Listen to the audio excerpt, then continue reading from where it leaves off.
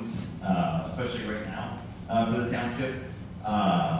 And then go through some of the stuff that we've been discussing with the steering committee. A little review of existing conditions, part of the land use planning process is always look at demographics and your employment and your land use and how are things, how they've grown over the past, in this case, almost 30 years since the last plan, and where are you headed. So I'll have some graphs and charts to walk through, and then talk about, really the proactivity of this planning process. Trustees are taking it upon themselves to plan for the future rather than react to something that comes their way.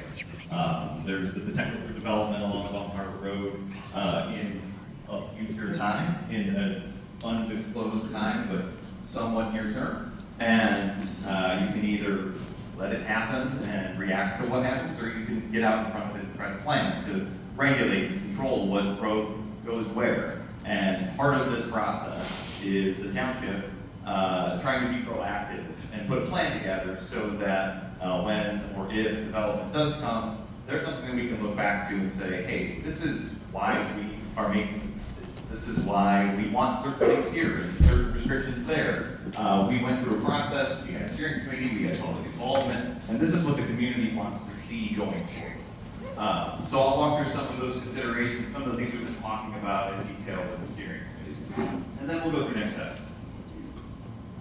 So, as I mentioned, I'm Ryan Smalley, project manager with Envision. Emil will be around, sending the microphone around to people. And Jen's here as well. This is part of the project team working on this. So you'll see our faces at all these meetings coming up and throughout the process. Just a little bit about our company, Envision. Emil and I started this company 10 years ago. We both had backgrounds as engineers and planners. I worked originally in the engineering field, doing a lot of highway, stormwater design. Went back to school, became a planner as well, and we've been doing a lot of comprehensive plans, economic development plans, and connectivity and infrastructure planning.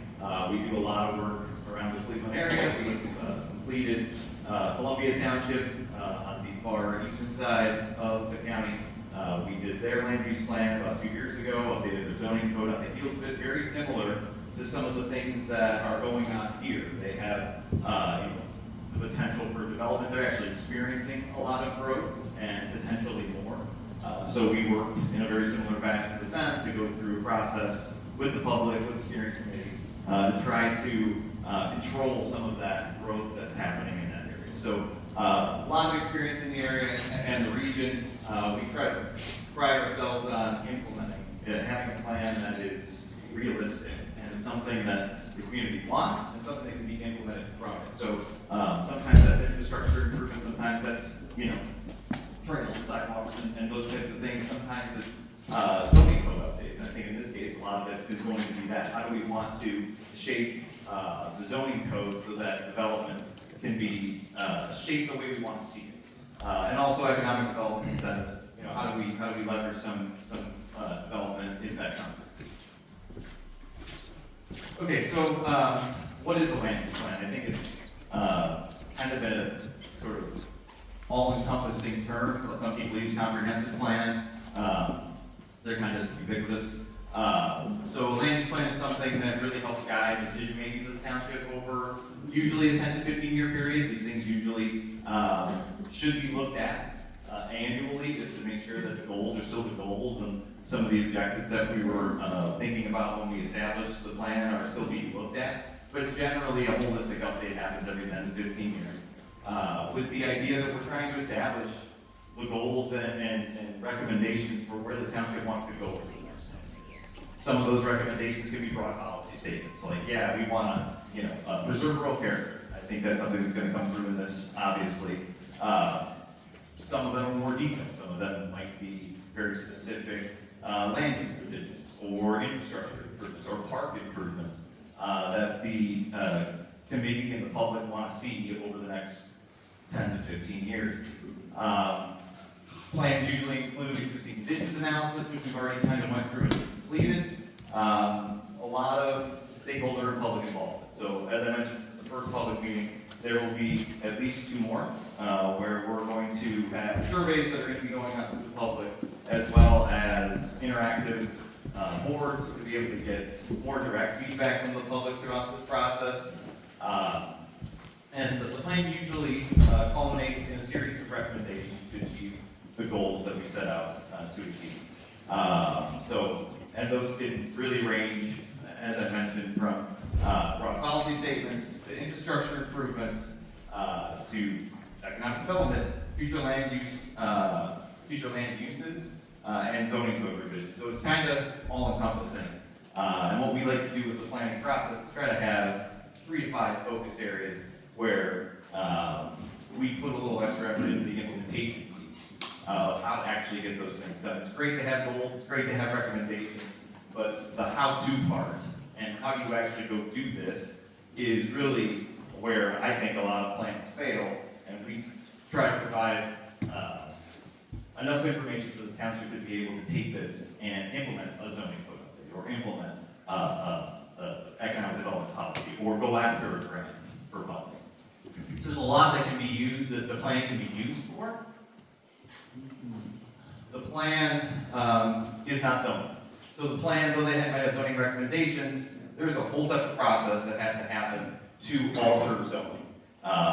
These are recommendations that the township can take and try to implement over time. It doesn't have to happen immediately. It can happen over a couple of years.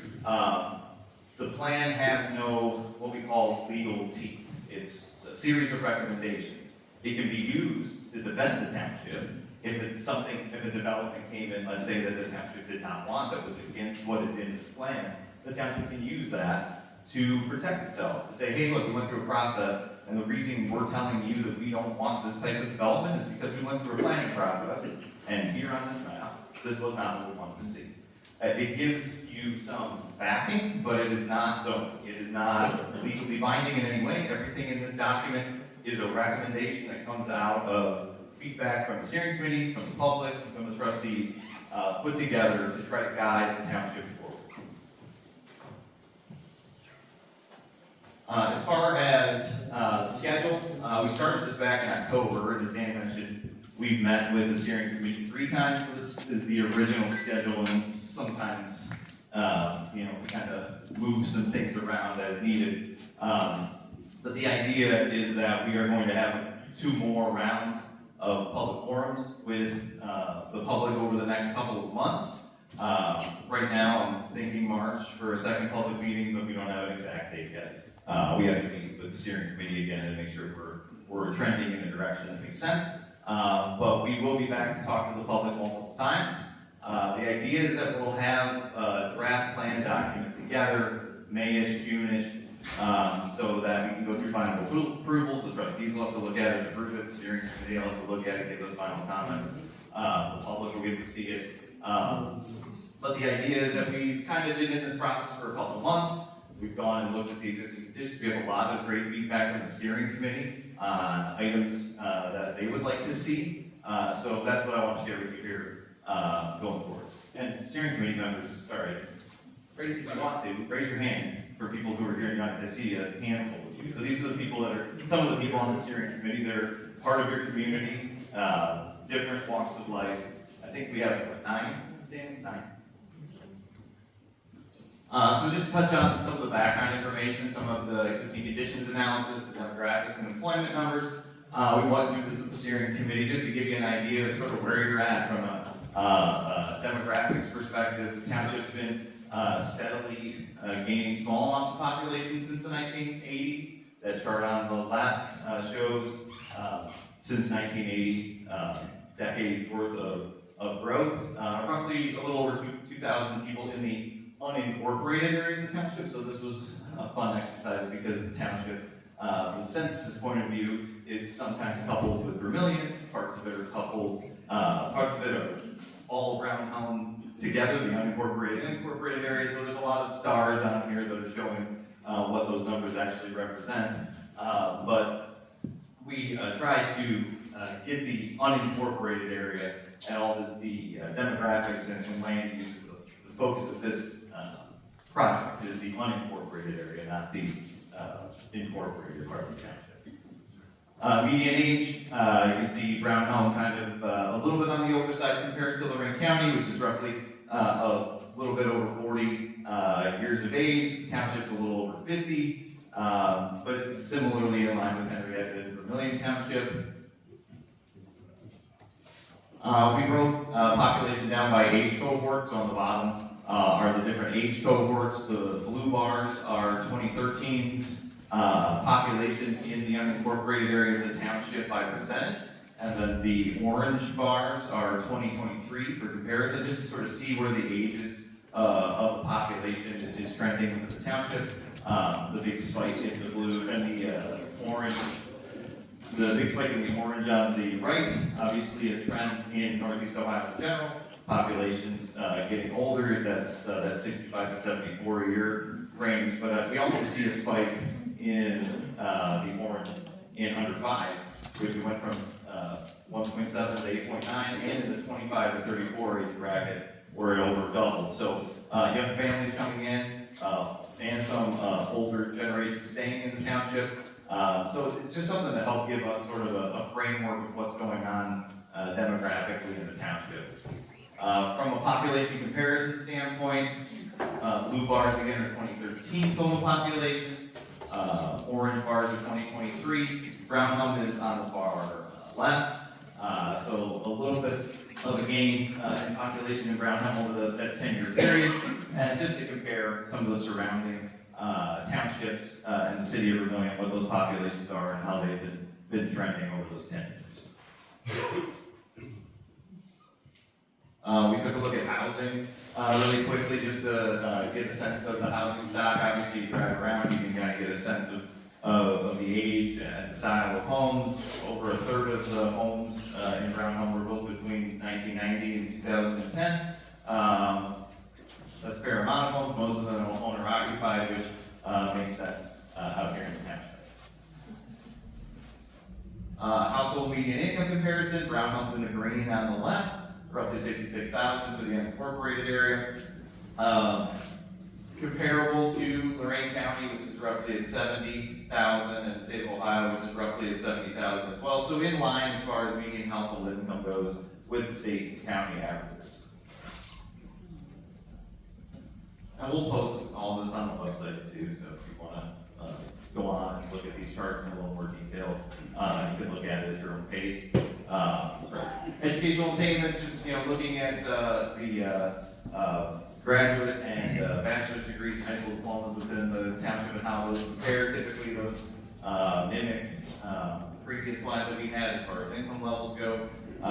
So blue bars are high school diploma or high school diploma for 25 years and over.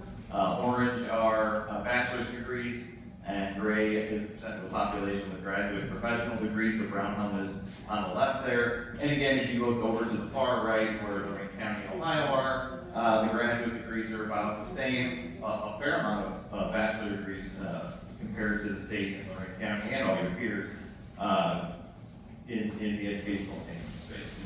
So again, just kind of giving us a lay of the land when we start doing this process. As far as employment goes, roughly 1,000 residents in the unincorporated area are employed. As far as industry sectors that most residents work in, almost 30% of residents in educational services and healthcare. It's a broad industry. Manufacturing is also up there, roughly around 20%. And science and professional management right around 12%. So those are the main industries that people in the township work in.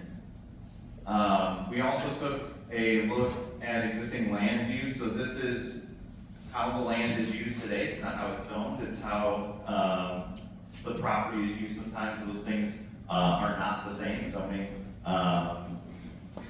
can change, land uses can be grandfathered in. So most of the land obviously is used, or almost the majority of the land is used for agricultural uses, roughly 47%. The big yellow area is the single family residential uses, and then 10% for publicly owned land, parks and open space.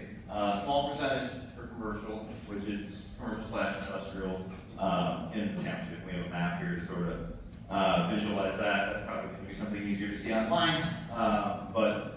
Just to give you an idea of, this is all based off of the county auditor and how they classify the land use codes within the county. So the big dark green area in the middle is the river, and a lot of the land that's owned by the metro parks. And then a lot of that light greenish area is all the agricultural uses, some of the commercial uses up by or up to their commercial/industrial uses in the township. So for us, this just sets a baseline of what's going on in the township, what's the land being used as, just so we have a frame of reference as we start to talk about ideas. Where are we at? Are those stats based on the unincorporated or the entire township? Sometimes it's the unincorporated area, the median numbers, because we don't have a listing of all the ages of people. Those are combined, unincorporated and incorporated. So we have that all on those graphs there with stars next to them so people can understand that. So a little bit of an interesting breakdown of the numbers. What we really have been talking mostly about with the planning, with the land use committee, are some of the goals and objectives that the committee wants to achieve with this plan. And I think a lot of this has centered around Bump Road, the corridor itself, just because of what is going on in that corridor, the nature of that corridor. The steering committee, really much from the start, has identified this corridor as sort of one of the main focuses of this plan. It's not the only focus. We also want to, we're doing an entire land use plan for the township, so maintaining rural character, looking at some of the other portions of the township. We want to incorporate those focus areas as well, but a lot of our discussion has been on Bump Road because this is the area where development is most likely to occur in the near future. In parts because, if utilities come down a corridor, generally development follows. I mean, that's probably the number one driver of development. You have access to utilities. Number two might be you have access to highways. Well, there's two interchanges on both ends of the corridor. So looking at this corridor and saying, there is potential for development in the future here, we want to be proactive. We want to try to understand what the township can do ahead of time. How can we put a land use plan together to think about what this corridor could be going forward? And I think I put up there on the last bullet the sort of the worst case scenario. I think if I pulled everybody in this room right now, everybody would say, we don't want to see the corridor change at all. I think if utilities come down that corridor, things are going to change. So our task really is to try to think about this in sort of that worst case scenario. If utilities come down that corridor, how do we want to address the fact that development could occur along this entire corridor and plan for that worst case scenario of, okay, if development occurs, this is how we want to handle it from a land use perspective, from a traffic perspective, from a site development perspective, just so that the township has all the tools they need if the worst case scenario occurs. I think we all would hope that that doesn't happen and there's hardly any development. But as part of this process to be proactive, we have to look at this through the lens of what if the worst case occurs. And that's how we've been sort of working through some of the discussions with the steering committee. This is also, and we told this to Columbia Township as well, it's an opportunity to shape the future of the corridor. You don't generally get options like this. I'll get you first on the question section, okay? Usually you don't get an opportunity to do this, to try to shape development on a corridor. Generally you come into something that's already been developed and have to work with what's there. Here, you can sort of set the parameters for, well, what do we want to see? What do we want to see from a scaling perspective? What do we want to see from a use perspective? What do we want to see from landscaping, a buffering perspective? All those things are on the table right now to try to define those things so that you can try to get what obviously wouldn't be your first option. Your first option would be the farms would say. But if we had to develop, what are we comfortable with having happen? I think that's how we've been discussing this with the steering committee is, okay, let's assume that this, the utilities are coming. What can we live with? What can't we live with? And what do we want to define more? So that's sort of where all these next couple slides are going. We've been talking with the committee and saying, okay, well, if development does occur, if it's residential development, what type of homes do we want to see? Would we be comfortable with single-family homes? Are we okay with seeing townhomes? Are we okay with seeing condos? What about scale? What about density? How dense would we want something to be? Do we want it to be half-acre lots? Do we want it to be 2-acre lots? What can we realistically work with? There are ways to make these developments, if they were to come, more rural in nature. Conservation developments are a tool that can be used to mandate that a certain percentage of a developable parcel is conserved and is wooded and has setbacks, and the homes are off the road so you can't see them. Like if you, I want to use an example and then disparage someplace, but anywhere where you just see homes and you don't see any trees. On the east side of Cleveland, they use, in Geauga County, conservation developments all over the place to not only conserve riparian corridors for stormwater management, but to also keep the rural feel of some of the townships that have been under development pressure and have been able to conceal some of that development as best they can. It's a tool in the toolbox that we've been talking about with the steering committee. And then, do we want to regulate anything from an aesthetic, style, look perspective? These are all sort of the questions from a residential standpoint that we've been working through in the steering committee. What if it's light industrial or commercial? What types of uses would we even be comfortable with? We have to think in terms of the township, what brings in some income. And there are tools out there that you can leverage some of these development types, like industrial and commercial developments, for potentially for income tax. Is that something we want to do? Is that something that we're comfortable with? If more development does come in the future, there is going to be inevitably, this was happening in Columbia Township, more demand on services from people that come in thinking that it's a city and realizing after they buy the property that it's a township. We were at many meetings where, why don't I have leaf pickup?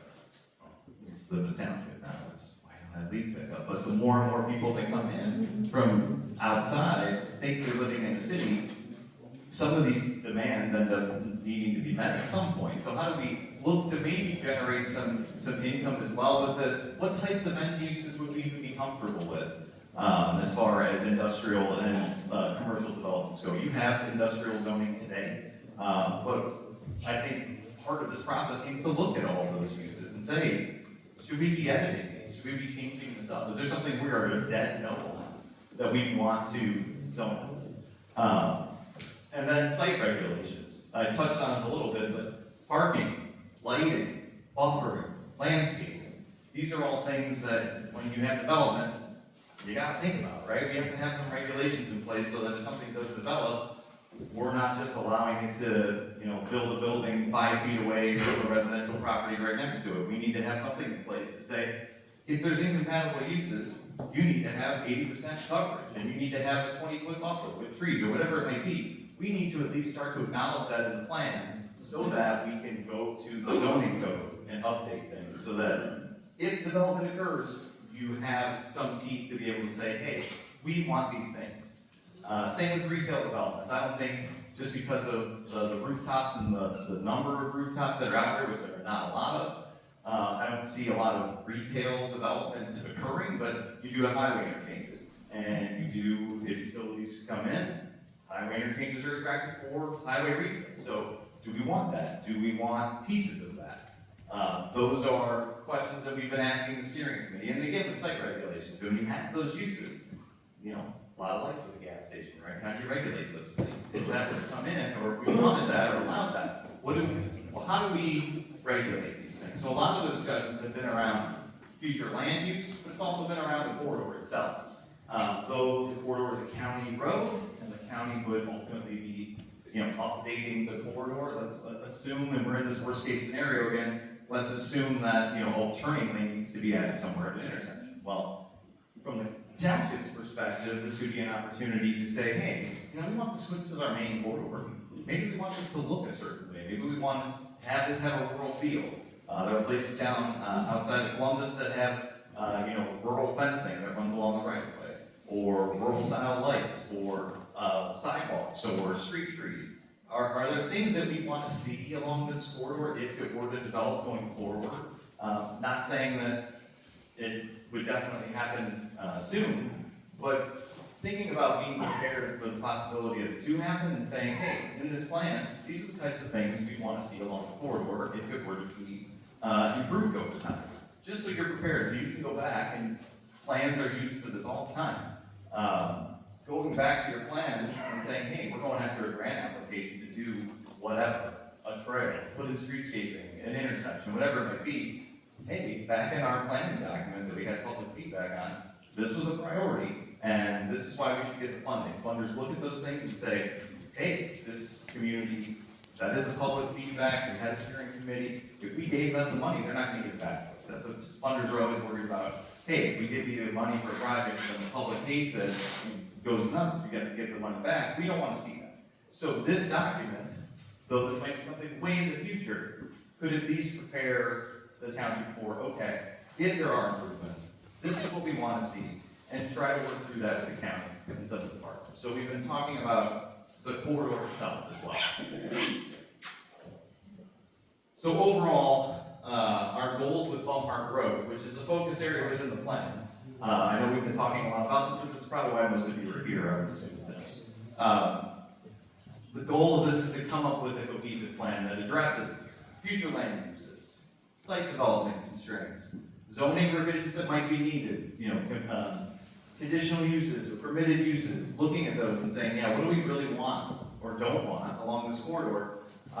Thinking about the corridor itself, and then some of the tools that you could leverage, some economic development tools that you could leverage if development occurs to help pay for some of those. So trying to have a holistic look at the corridor has been the majority of the focus of the steering committee. So with that, I'll shut up and look, it's almost 7:05, wow, that's super. Next steps for us, so as I mentioned, this is the first of 3 public meetings. So we are meeting with the steering committee on February 10th to go over some ideas for recommendations. We've given the steering committee some homework and all kinds of questions about all the things I put on that board. And they've given us feedback, and now we're taking that to sort of shape ideas. We're going to get feedback from the group on the 10th on that. We're going to revise that, and then we're going to come to the public with probably a survey that you can take online and a public forum where you can come here, give us feedback, put pins on boards, tell us you hate this, you like this, so that we can get a better idea of what the community is thinking as far as draft recommendations. And that'll be holistic, that won't just be Bum Park Road, that'll be holistic for the entire township, so maintaining rural character, some of the things that we want to do holistically in the township, stormwater management, those types of things, park improvements, those type of things we want to also have included. So I know the focus of this discussion today has been Bum Park Road, and yes, that is going to be a focus area of the plan, but that is not the only thing we're focusing on. We haven't set a public meeting date for public meeting 2 yet, but I'm going to work with Dan here next week to try to set a date, probably here again, in probably March, so that we can get feedback from the public, and then we'll have another round of public engagement as we get closer to the spring once we have a draft plan for people to react to. So that is all I had tonight. So I thank everybody for coming. I think what we're going to do is, do we have another microphone? Oh, okay, we do. Okay. So I promised back in the corner. Hang on. Oh, go ahead. You want to go to the steering committee first? Yeah. Oh, okay. I want to go to steering committee people first with their questions or comments. Do you have any? So who is ultimately responsible for the verbiage that goes, sorry, hi, Elizabeth Gordon. Who is responsible for the verbiage that goes into the land use plan at the end? Is it the trustees? I don't know if this is working. Is it the trustees? I couldn't hear. Sorry. Hold it close. Is that better? Okay. My name is Elizabeth. I was wondering who is ultimately responsible for the verbiage that goes into the land use plan? Is it us, the trustees, you? Okay. Well, So we'll draft the language, and then you, you guys will review that and tell us, I like this, I don't like this, take this out, change this. Trustees will do the same, and then we'll have it up for public comment as well, so. Seems too weird. Yeah, maybe it's too close. So but we'll initiate the initial draft of it and the verbiage, but if there are things in there that the steering committee doesn't like and that the trustees don't like, and generally the public says, what the heck is this? We'll revise it to meet, meet the group's needs. I mean, I didn't say this at the beginning, I usually say this at the beginning of public meetings all the time. This is your plan, this isn't my plan. I am just a vehicle to hear what you're saying and try to provide some of the recommendations that get you to the goals that I'm hearing. I don't live here, this is yours. I'm trying to craft it toward what I hear from you, so. And then it'll go to the zoning commission and the BCA. Oh, yeah, the zoning commission will take a look at this too, and BCA as well, because we have a draft in place. Okay. Okay. All right, do we have any questions from the, my comments back here. My comments back there. okay.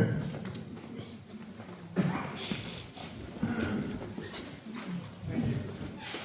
Thank you. I just have a quick question. You were saying that, oh, sorry. Is it better now? No? Okay.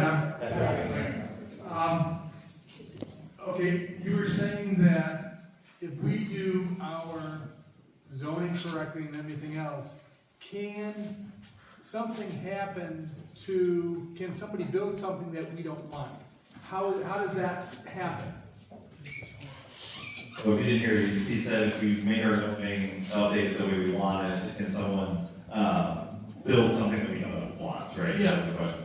And you can have zoning, and zoning is a place to protect the township, but, if, it doesn't mean that someone can come in and say, well, I'm trying to pull you around and sue you and make you do it the way I want to do it. It gives you the most protection. It gives you the most protection against somebody trying to jam something down your throat that you don't want. But what has to happen is, wow, this is your statement, sorry. What has to happen is, maybe if I just get closer to you.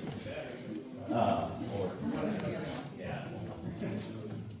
What's important? What's important is that this plan document, the future land use map, aligns with your zoning code, and you enforce the zoning code consistently all the time, so that when someone does challenge you, you can point back to this plan and say, hey, this is why we're telling you no, developer. We've enforced this consistently throughout the township since we've updated our zoning code. So this is the reason why you say no. It doesn't make you immune for someone coming to you and saying, well, I'm gonna sue you anyways to try to push this through. But it gives you the best chance to protect the township. So that's why we're going through this process, so that we have a document that is part of the defense if there was a challenge. I'm not saying there's gonna be, but this is sort of part of the protection mechanism for the township. It's important that this and the zoning code and the enforcement of the zoning code align. When they don't, that opens up the door for someone to say, well, you didn't enforce this zoning over here, why are you enforcing it for me over here? Now, I want what he can. So there, we have to, this plan is the first step, the zoning code is step 2, but enforcing it consistently is the most important step, and that's step 3. So does that answer the question? Okay. How do we want to do this, Dan? Just go around? Yeah. Okay. This is the only mic that seems to work. Hi, my name's Lori. I'm actually from Columbus. I lived outside of New Albany.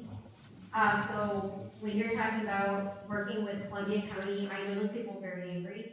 You're talking about Columbus and these rural fences, to be honest, when I was growing up and that was happening, everybody was like, it looks like they're peeing all over their new property.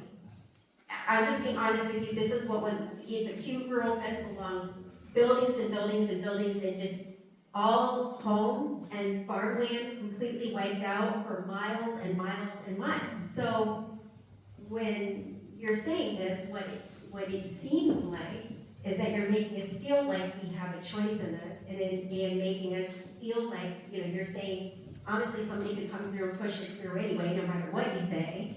So my question is, you mentioned if utilities go in, there's nothing you can do about that. Whose responsibility is it to say yes or no the utilities are going in? So the utilities, since you're a township, the utilities are controlled the sewer is controlled by the county. So the township really doesn't, and this is similar in Columbia Township and in Lorraine County, developments coming in, they're extending sewer. There's really not much the township can do to say no.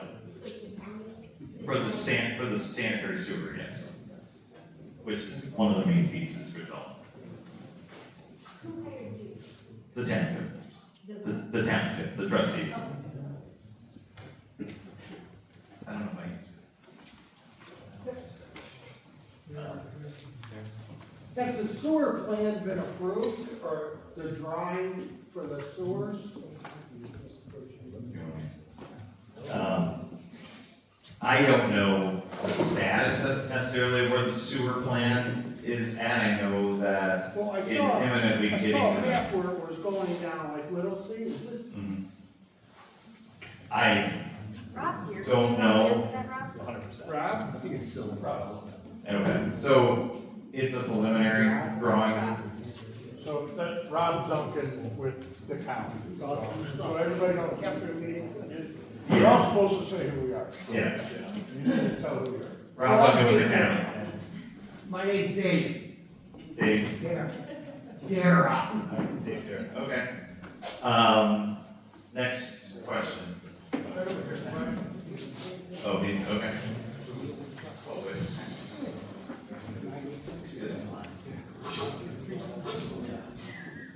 My name is Brian Baker. I live at 49822 Greystone Drive. Look at all these pictures up here. They're right out in the back door. What I would tell everybody here is the land use plan, what you write in that land use plan needs to have as much as you can put in it, because that's what the developer is going to put in. And if it's not put in that land use development plan, that's how they sue. To the gentleman's question here about the sewer, Mr. Duncan knows it. They just approved a contract for Shook Engineering for $1 million the county did on December 27th to start doing the engineering for it. So when we say we don't know what's going on, we absolutely know what's going on. Right. But I would say in this land use plan, you need to put as much as you can in that meets your zoning. Because that's the only way you're gonna slow anything down or stop it or make sure they get compliant. Thank you. Thank you. Sure. Hi, my name's Wendy Hudson. So if we do all the zoning, if we do all the things, the way we want to do it, sorry, the county can still take our land. They can still annex it, correct? And, no? So the county can't take your land, you're talking about annexation. So annexation, is a, private property owner initiated event. So a private property owner says, hey, I have property rights, I want water, usually that's what it is, I want a utility, or I want police force, that's not the sheriff, I want a city police force. So I'm gonna petition you, neighboring city, whoever that is, city X, and I wanna be annexed. There's a whole process that goes on to say, okay, can the city actually take this on? Does the city wanna take this on? And then there is an agreement that takes place eventually that's approved through the commissioners at some point, potentially for annexation. Depending on the annexation, but they're not, annexation is a private property owner driven initiative. It is not a city coming in and taking anything. It is always started by the private property owner. It looks like Emil wants to add. Yeah, just gonna lawyer up here with one comment. The county commissioners don't have any leeway to turn down an annexation if it meets the requirements of Ohio Revised Code. So there's a whole laundry list, and you can't make weird shapes or split up roads in a certain way. But if they meet those criteria and the city wants to take it on and can provide the services for utilities, that's a rubber stamp by the commissioners. That's how the process works. And to be honest, in this process, we've had discussions with the steering committee about your township. And if utilities come down Palmhart Road, there are not a lot of tools that the township has to protect itself from being annexed. If a private property owner wants to annex and they're adjacent to a city, they are allowed by right to do that. So there are a couple tools in our toolbox that we're looking into as part of this. And I think it's gonna kind of weigh into some of the land use decisions that we might have to try to protect the township. But there just are not a lot of tools in the tool shed if there's a private property owner that does want to annex. About joint economic development districts, JEDs, you may have heard about these in other communities across the state. So one tool in the toolbox is to say, hey, we don't want annexation along, say, Palmhart Road. Can we work with a neighboring municipality, village or city to designate a non-annexation agreement? City, village says we're not gonna annex in this area. We are gonna provide some services to said industrial or commercial uses. This land remains in the township, so township zoning, which would be identified in the future land use map for implementation after this plan, controls. And we're gonna allow some type of development that fits the needs of city, village, and township. And as part of that, income generated in that zone is subject to income tax up to the level of that municipality. And that's by negotiation, and you as township and neighboring city, village can split that revenue as you would see fit. And that's part of the agreement. And again, that's one tool against annexation, and to be clear, that's not income tax on residents. This is income on employment in that area. And the property owners have to opt in. There's a whole separate process that goes with that, but that is one tool a lot of communities will use and explore to hold their boundaries and not be gobbled up by annexation. I know that's confusing, and I didn't wanna, I'll bring it up at the next meeting in more detail so people understand it a little bit better. Next comment, this is the last one on this side, then I'm going over there. For a while. Do the school districts get any revenue from a data center? Do the school districts get any revenue from a data center? I mean, they would get property tax. So schools, generally, the majority of their revenue source is property tax. So, yeah, that development, like any other in the township outside of an exempt use, would pay property taxes, the majority of those going to the school district. That's not true, they get tax abatements, it's not true. That's, They're tax abatement, which they're gonna get, that's ridiculous, what you just said was ridiculous. Yeah, David Cody, live on the Million Road. What kind of EPA standards that we would have, like noise, water pollution, all that good stuff that comes with a data center? Because I'm sure all these people that live by that church don't want to hear the jet engines going every night. You have cooling water, and this resource that we have 2 miles down the road is our biggest resource in Ohio. It's our biggest money. You've not gone through the roof. Sure. I mean, part of this is looking at, as I mentioned when we were talking about site development standards, buffering, landscaping, noise, lighting, all those negative externalities from a development. We want to, in this plan, have recommendations for that. Well, other things is, what kind of air quality would be coming out of there, water quality, because heavy metals will be coming out of there, there'll be pollution coming out of the stacks, everything. And there's been multiple university studies stating that there's rare cancers coming out from around people that live by them, multiple things like that. So, what do we gotta do to get past this? Some of that stuff is regulated at the county or state level, not at the township level, so like EPA stuff is not local. And 100% disclosure, I mean, we, you know, data centers, I know it's a topic, I know the data centers are all over the place. You know, that's a discussion that we've had with the steering committee about what uses do we want to see and what uses do we not want to see, and are there ways where we can make that really hard to come in, or almost impossible in certain areas of the township. So that is on our mind about that type of development and how do we regulate it, because I don't think anybody in here would want that. So we are trying to find the best tools to be able to fix that and regulate it in a worst case scenario.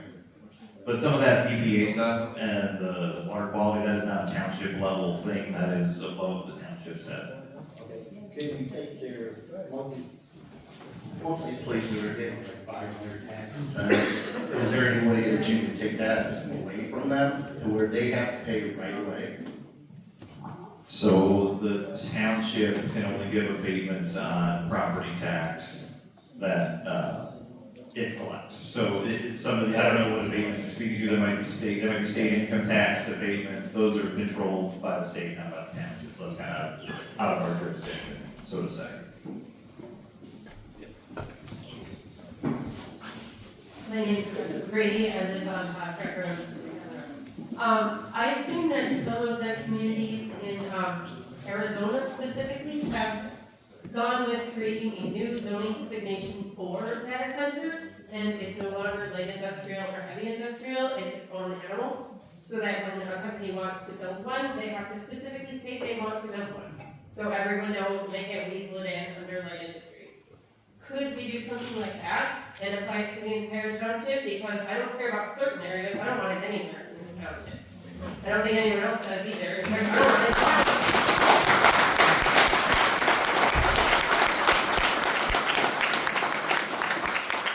So the answer is yeah, I mean, yes, we're gonna try to look at a variety of ways to restrict that, and if we can, have it be prohibited everywhere. We're looking at other states, Pennsylvania, Virginia have been like down this road a couple years ahead of us. There's been a lot of data centers in those two states recently. They've got a lot of good case law about how they started to address these. So we are going to propose some of those things at the next meeting that you see. There's going to be some specific things that we're going to have. So yeah.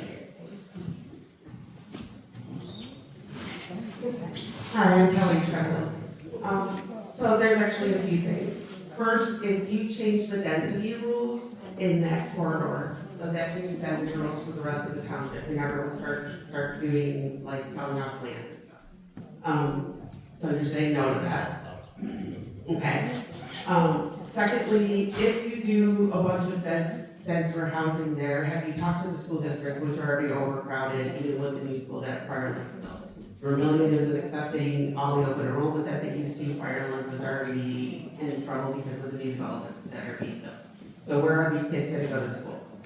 Third, if you're gonna put in all the, if all of the sewers and all the utilities, do the rest of us in here get any benefit from that at all? Like, are you gonna make the sewers go down Northridge and the rest of the way down, you know, Bryce Road and all that? So are we gonna get the benefit of that, or do we have to keep all of our septic systems and mound systems and all that? And I had one more thing, and I can't remember what it was now, but, oh yeah, the annexing. So Wendy brought up the annexing, but what about eminent domain? Are you gonna take people's road frontage to make the roads wider and put in turn lanes and all of that? Are you actually gonna take parts of their frontage? I'll try to remember all those in order. First, as far as the density for zoning, part of the land use map is going to be, there are going to be different residential zones, that certain zones will have an allowable density that's more than the rest of the township. So the corridor itself will have a certain density you can go up to, but the remainder of the township would stay rural residential as it is today. I think it's 1.5 acre lots. Yeah, so the majority of the township will stay most likely that. And along this corridor, there'll be other densities. We literally went with the steering committee and had pictures of densities and said, what do we want to see, what do we not want to see? So we'll have a range of that to be able to share with everybody going forward. I'll get to you after I get to questions 2 through 4. 2 was, schools. The superintendent of the schools is on the steering committee, and he's right here. Wow, that was good. That's good. So, yes, that's something that's on our minds as well, is that if you start building all kinds of homes, yes, schools are gonna get impacted by that, particularly homes that families will come into. So we have to, this is why some of those other discussions about a JED and if development comes in, how can we capture extra income? Because there are gonna be costs to development. How can we capture some of that for the benefit of the community, which is one of your other questions. Third question was eminent domain. So that's a detailed design question for a road to be widened. It looks like it has a lot of right of way. That would be a county decision once the road is developed and needs a certain amount of lanes. Typically, they want to do everything within the right of way. They don't want to go, need right of way. No one's going to take anything by eminent domain for something like that. That would just be, hey, we need to purchase a piece of property and a purchase agreement or something. It'd be a small piece of property. And I can't remember your fourth one.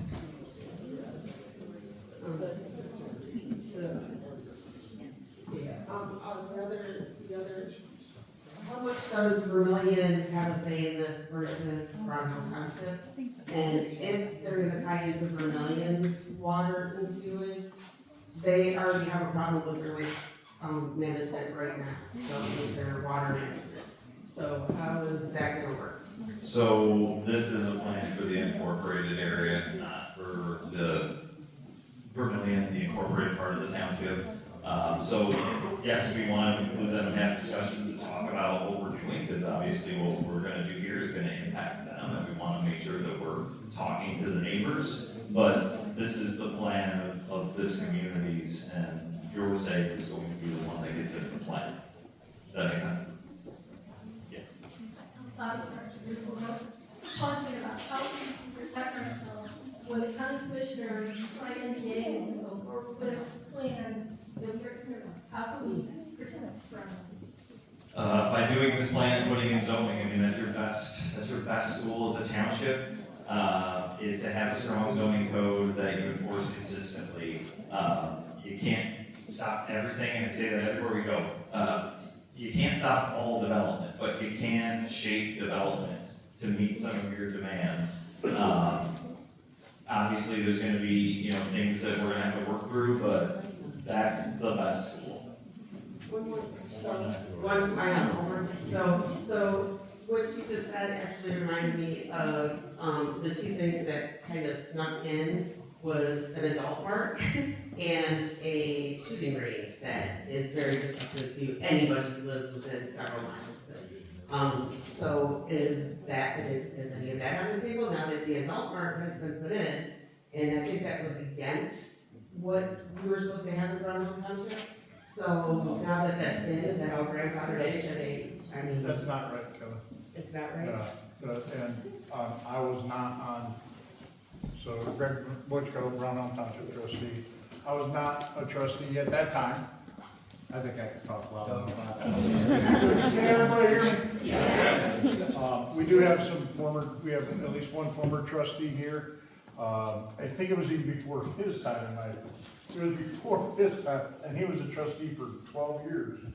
So, but there are part and parcel, you have to allow zoning for a certain amount of businesses, whether they're considered undesirable to your community or not. Legally bound to do that. So there was no way to get around that at the time. I was going to meetings back then, it's 20 years ago, but there was just nothing legally to stop that. There's some things we're about to do. I think Dan's going to talk about a little bit about some other stuff here, but Will's had his hand up a long time here, and Will's very active here too. So, okay, yeah. Yeah, Will Schlechter here, Henry Township. Is this, the land use planning, is this 100% for the township? Yes. Does the county have any involvement in that? I mean, they're at our meetings, they're here to help give us sort of what's going on with utilities and things like that, but, I mean, you're a township, so you're gonna be relying upon the county for certain things, like subdivision review, the subdivision regulations go through the county, utilities, roadways, so you know, there are things that you have to sort of, at least, you should have communications with the township because of, with the county, because you are a township. I think you're wrong, but I think the people here would be a lot more comfortable if the county wasn't part of this process, because it's for the township and not for the county. Yes, yes, I agree. Get them out of here. I think the clause says itself. And by no means is this a plan that's, the recommendations are gonna be shaped by the county. I mean, Well, there's already enough mistrust from the county. Yes. Let alone to have it sitting in our meeting. yeah, but I mean, I do still think it's important to at least know what's going on. I mean, at least to have an idea of. They can come and inform us, and then they can leave. Yeah. Yeah. Yeah. There's enough mistrust here, I mean, we're done with it. Carl Wilms, I did Brownhelm all my life. I remember when, Vermillion was annexed, part of, Brownhelm Township. My dad was fighting it, but couldn't stop it. But, Brownhelm Township does have an industrial area already. Do we have to give them more? No. We're already zoned for, agricultural, and we have a zoning, per frontage and, that already. Do we have to change? No. You don't have to, no, I mean, you don't have to necessarily, extend the industrial area per se. I mean, that part of the township is in a, I'm just gonna be 100% honest with you, in a part of the township that would be very open to annexation. I mean, you're bordered by 3 cities in that area, and if somebody wanted to, a private property owner wanted water, they could petition one of the 3, Amherst, Lorraine, Vermillion, to potentially annex. So, I mean, I think we have to think about how do we protect the township from that. And again, as I mentioned earlier, there's not a ton of tools for that.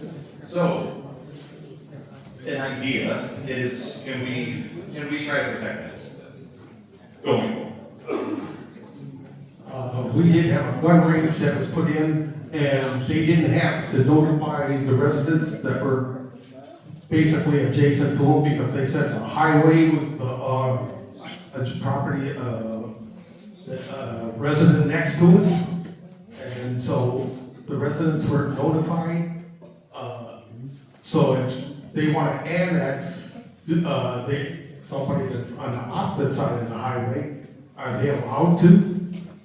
It's a matter of if it borders.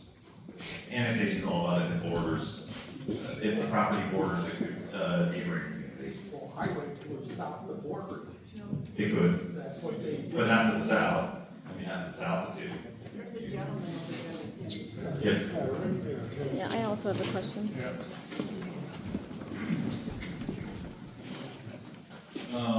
My name's Ted Canley, I'm in Brownhelm Township. I got a question for Rob Duncan as to why he's not answering any questions about the sewers. Mm-hmm. Yeah.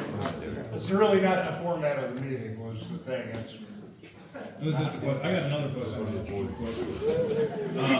I have an understanding, but I just, since I don't think everyone else has been brought up, what is a JED?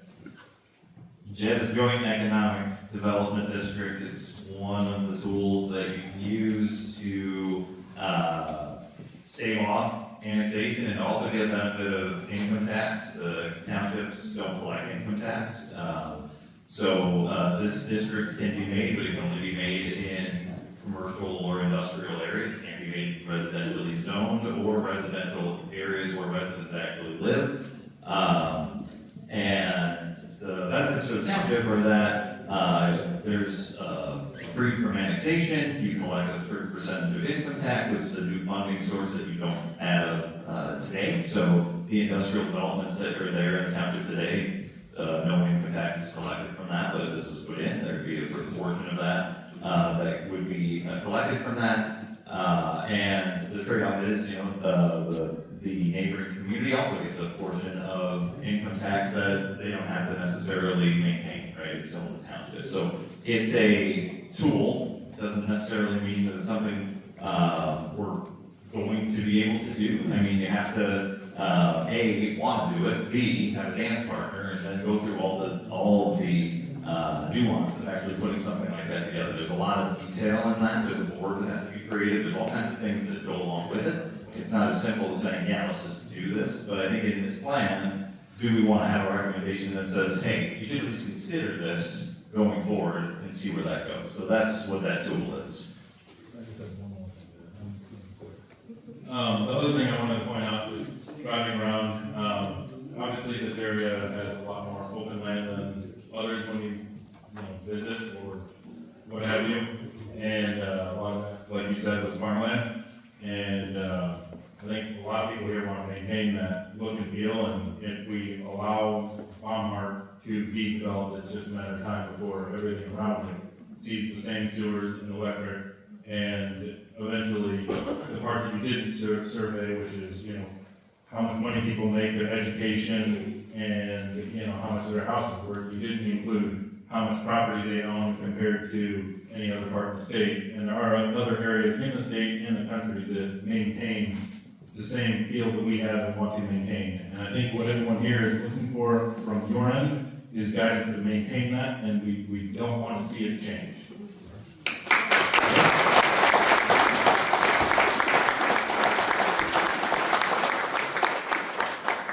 My name is Greg Dees, and can you speak about the second phase of this, which is the updating of the zoning? It seems like there's a sense of urgency here. We're kind of behind schedule with all this and playing catch up. So is there a way to start that second phase of the zoning, updating the zoning? I assume that you'll have an outside company help you with that perhaps, and if that's the route that goes, can you start to at least look at outside companies instead of taking another year to do that part of it? Are there things that you pull aside with this process? It's mostly going to be a trustee question. Yeah, take that guy first, because and then one of the three of us will address your question, Greg. Harold Leach, live in Brownhelm Township.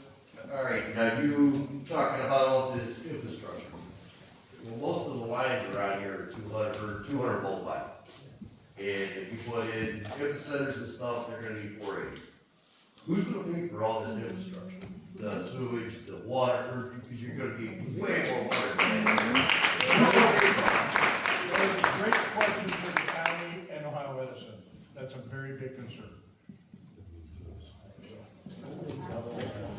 Let's Dan, because what Dan hasn't talked about will address a lot of other. One of the things I wanted to follow up on was a moratorium.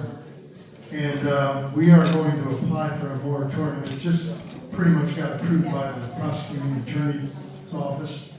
And so it picks certain areas, commercial, office, industrial, woodland, and recreational district. And basically it's going to be for 6 months is what we're going to apply for, moratorium, where it's going to kind of shut everything down movement-wise. And we can renew that for another 6 months. So it gives us a year to pretty much delay anything that might go on. So what we're planning on doing is getting the zoning committee going, and us moving forward with some different things that we'd like to get on the books pronto. So this is going to be the key part of it, I think. Yes. Go ahead. Well, so would that stop like the infrastructure hitting our property taxes and stuff to pay for this? Just for 6 months. Just for 6 months. I don't know. So, I guess you're really gotta look at it. First and foremost, no application has come before the township to build anything like a data center at this point. So, there's nothing on the moratorium that Dan's talking about would stall that for sure. And give us time for our steering committee, there's a great group of folks spread throughout the township, to get with the zoning commission, and some of the members of the steering committee are also on the zoning commission, to be able to have those protections in order. I'm gonna speak for me personally, but I know most everybody feels the same way. I know everybody in this room pretty much does. We're not planning on adding zoning. So whoever asked that question, adding more commercial stuff, that's not the goal. We're defending here. And defending, there's a frontline thing that has nothing to do with what I can do as your township trustee. There's a whole list of people involved that are working on a petition to get to our senators, our reps, to get enough signatures to say, okay, we're not gonna move forward with this whole sewer project, then we don't have to defend it as correct.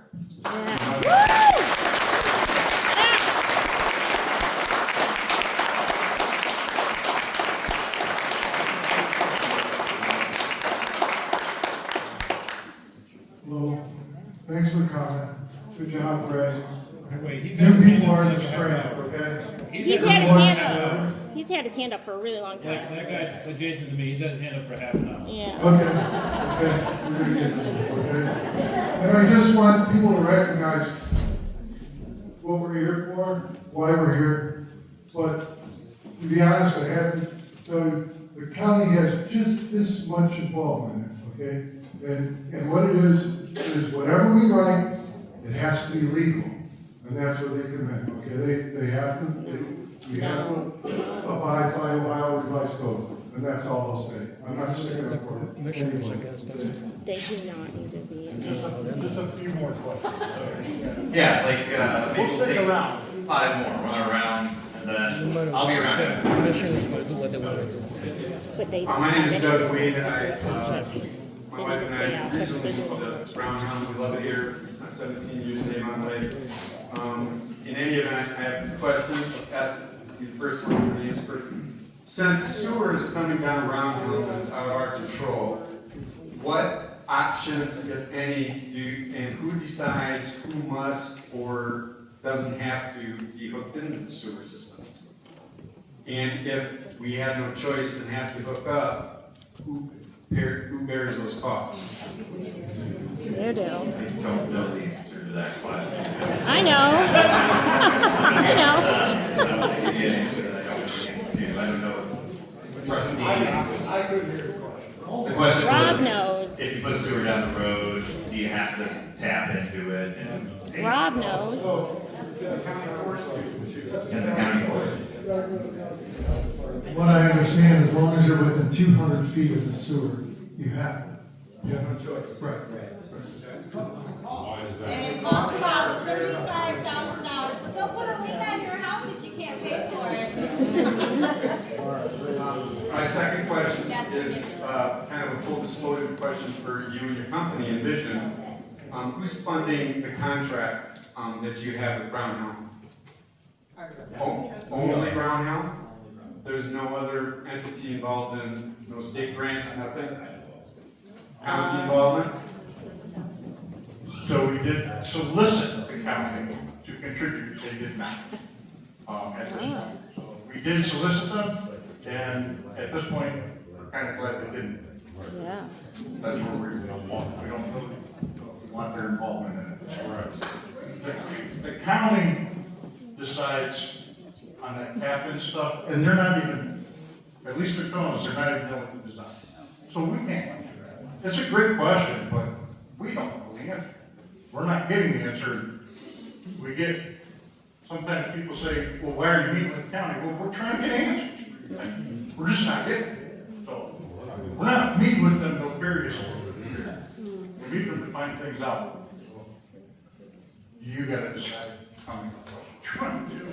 I'll stick around for anybody that wants.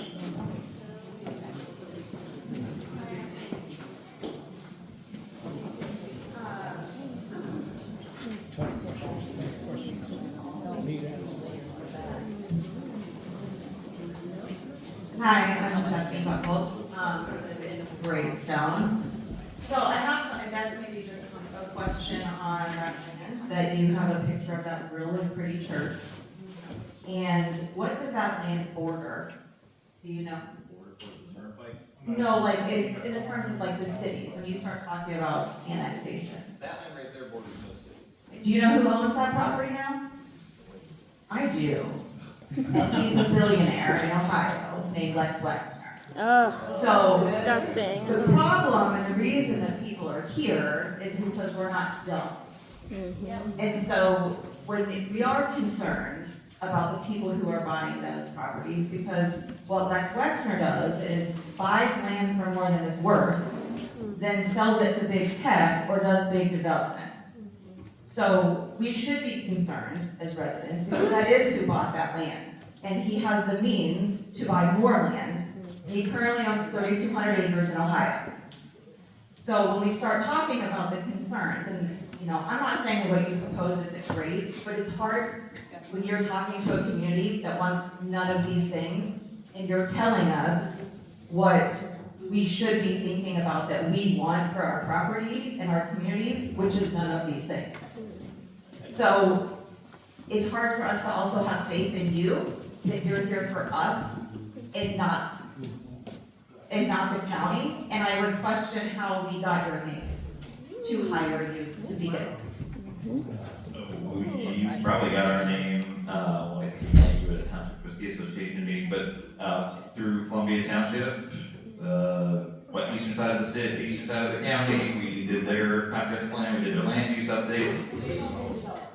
They're not developed at all, they've been developed in a portion of it, and they had a 2-year moratorium on single-family homes, and then developers beating down their door to finish the plan that we were doing. So in a lot of ways, very similar to what you're doing. And they solicited our fees, we responded, they picked us. They had 4 responses. I can tell you that if you do nothing, something will go there and you'll have no say as to how to stop it. But if we leave it, it's relevant agriculture. Mhm. Then what can go in there? I'll play Les Wexner now. I'll play him.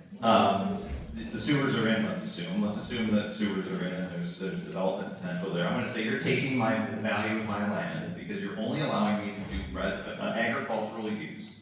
And there's a sewer here, and I should be able to use my land to get the economic value out of my land that is appropriate for me, and an agricultural use with a sewer next to a highway is not appropriate. So I am going to say, I want a zoning change to whatever I want, and since you don't have a land use plan, since in this theoretical discussion, we just start here, he could propose a data center, and you couldn't say, we said no to that, without having a plan. So then he could go and try to change that zoning. You could say no, and they'll say, well, I'm gonna sue you because you're taking the value of my land. And that's an argument that developers use all the time, and that's what you could be up against. So at least this gives you the teeth to say, we went through a planning process, yes, we would love to keep this as a farm, but this area, we want to see single family homes. And that's why we're telling you, Les Wexner, no, you can't put a data center in. It is only single-family residential, and that will give you some teeth to stop it, or to try to stop it. Without it, you're opening yourself up to just develop, any development. So, I know it's a hard thing to wrap your head around. We work in this, so this is something that's come second nature because we're always doing it, but this is why this is important. And it's important that we're all asking these questions, and that when we come back and have ideas, that you give us feedback on those ideas, because that's going to shape this plan. And we're not going to come in here and have a plan that says, grow data centers everywhere, when literally everybody in this room doesn't want that. So that's what we're trying to do. We are here to try to help you put all these things together into a cohesive document so that you have some protections. We can't protect literally everything, but we can give you some defense. Okay? But let's break is when I talked about New Albany, right? That's, yeah. Got it in your hand. Oh, yeah.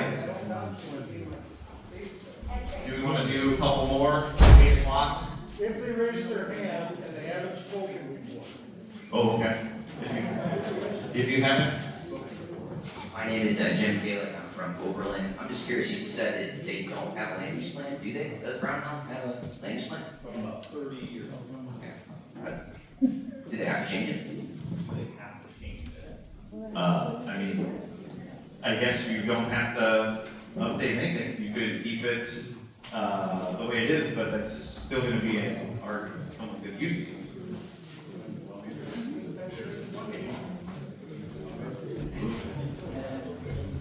Any two more?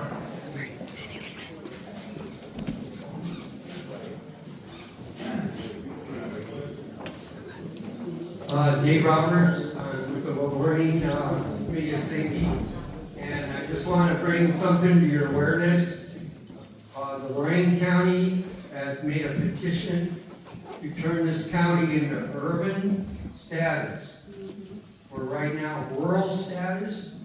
If they go to urban status, the townships will not have the control in the zoning that they currently have. It goes to committee. It goes to a central committee. And the central committee is a group of people that's appointed, not elected. So you're going to lose a lot of rights. So I would suggest to each and every one of you that if you want to keep your township and you want to keep the rights of the people to enforce your will, you need to be sending letters to Commissioner Moore, because he's the one pushing this. Okay?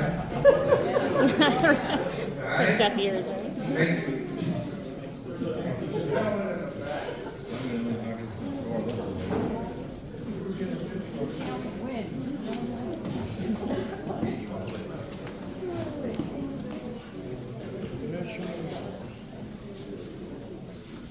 Hi, everyone. My name is Ron Weismart, and to tag on to the previous gentleman, my thoughts as I sat through the meeting are, when does the township stop being a township?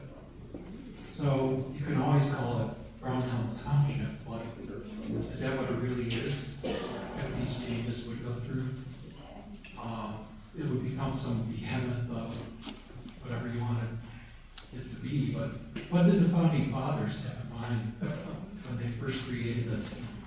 What was maybe their mission statement, if they even had something like that?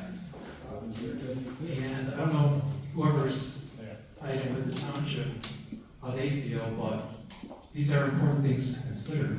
What's in change, they say, is inevitable. What is it? So maybe there is a way that things can be avoided. Thank you.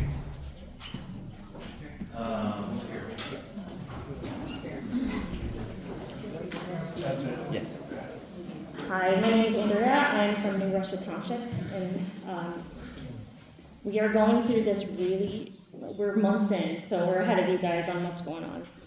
And if, just so you all know, get this out there, if you need any help, we have information, we know rules, we know laws, we don't know them all, it's a chess game, we keep moving when they move, so we don't know. But I do know this, if it wasn't for the residents of New Russia Township showing up to the planning meetings, we wouldn't have caught that Rob Duncan and all the other county members, because they send Rob, because he's their spokesman for these trustee meetings and for their own meetings of those townships. He's their bug in their ear.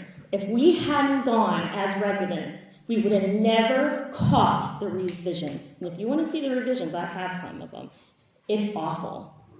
And they'll threaten you. It's a threat. I don't care what you say. You have threatened the townships by scaring them with annexations and JEDs. That's illegal. As residents, we can take charge against it because they scared us and they're threatening us with JEDs and annexations and all the things and saying, develop has to happen. The state says you have to have this language in it. You don't have to have that language in it.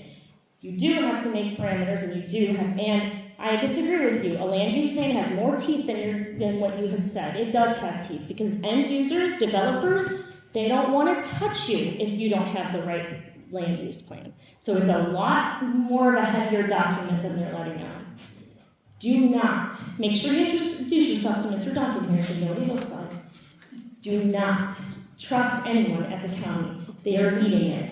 Also, this is the other thing.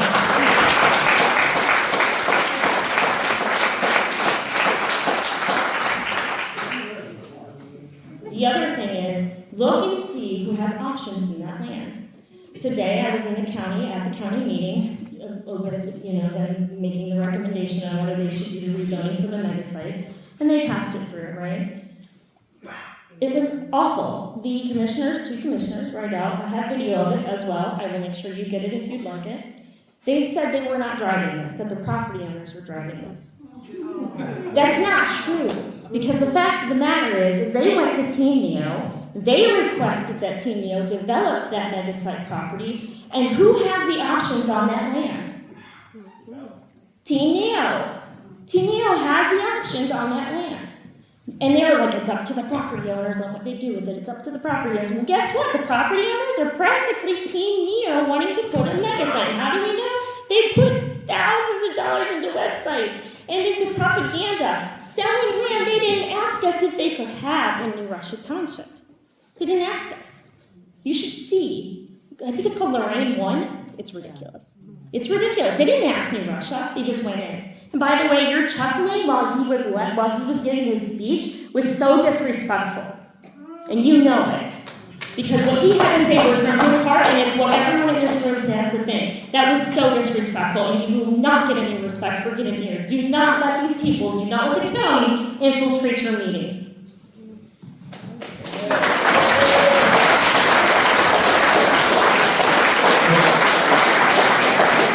I believe your zoning commission is meeting tonight, correct? No. February 10th. The February, that's. Which we invite all of you to come. Come February 10th, help us out. That's an announcement, February 10th. The zoning commission is meeting in New Russia Township, and that vote's going to be very important to this whole project. So we're gonna stop open to the audience questions and stuff now. I'll hang around if somebody wants to talk to me.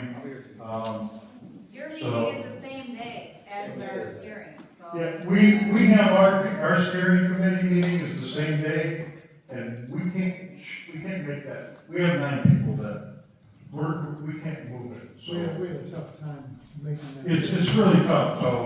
So we do have our steering committee meeting is that same day, February 10th, as the New Russia Township meeting. So unfortunately, it's just going to be that way. Warren?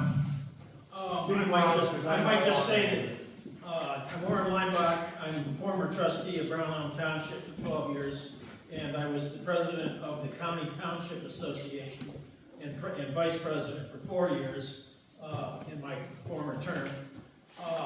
And I've been to every one of those meetings that Brownhelm or that New Russia Township has had.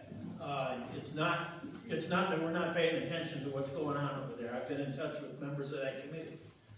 So we are paying attention as a steering committee, as individuals, as former leaders of this town. So we're not operating in an island.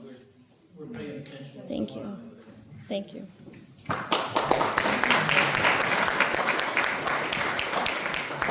Well, thank you all for your interest and your comments, and we will maybe see you at our next meeting. Could we cut the snakes